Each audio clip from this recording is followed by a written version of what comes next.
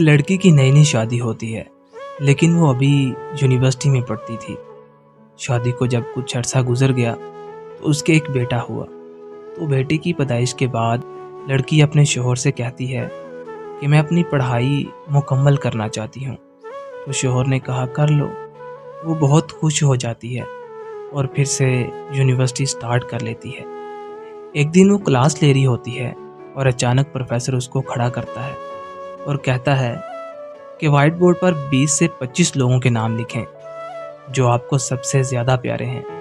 लड़की ने सबसे पहले अपने ख़ानदान के लोगों के नाम लिखे, फिर अपने रिश्तेदारों के, फिर अपने दोस्तों के और फिर पड़ोसियों के नाम लिखे। अब प्रोफेसर ने कहा कि इनमें से कोई भी कम पसंद वाले 5 नाम मिटा दो। लड़की ने बिना सोचे अपने दोस्तों के नाम मिटा दिए। प्रोफेसर ने और 5 नाम मिटाने को कहा।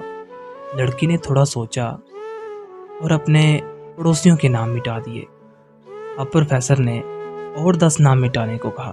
लड़की ने अपने रिश्तेदारों के नाम मिटा दिए। अब बोर्ड पर सिर्फ 4 नाम बाकी थे, जो उसके अम्मी अब्बू, शोहर और बच्चे का नाम था।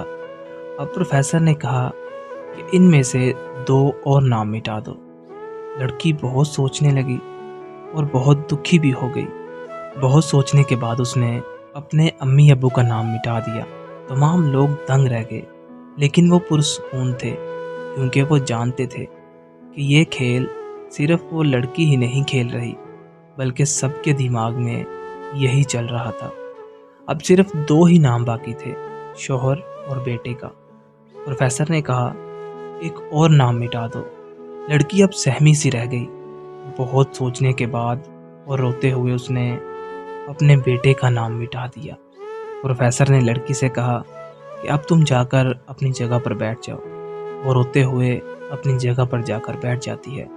प्रोफेसर ने सबकी तरफ गौर से देखा और पूछा कि क्या कोई बता सकता है कि ऐसा क्यों हुआ कि शोहर का ही नाम बोर्ड पर क्यों रह गया। सब खामोश रहे। प्रोफेसर ने उस लड़की से पूछा कि आखिर इसकी क्या वजह है। तो उस लड़की ने बहुत प्यारा जवाब दिया कि मेरा शोहर ही मुझे अपने माँ बाप, अपने बहन भाई, अपने दोस्तों, अपने रिश्तेदारों, हत्ता कि अपने बेटे से भी ज़्यादा अजीज़ है। मेरा शोहर मेरे हर दुख सुख का साथी है। उनके साथ मैं हर वो बात शेयर कर सकती हूँ जो मैं अपने बेटे या किसी से भी नहीं कर सकती। मैं अपनी ज़िंदगी से अपना नाम तो मिटा सकती हूँ, लेकिन अपने शोहर का नहीं।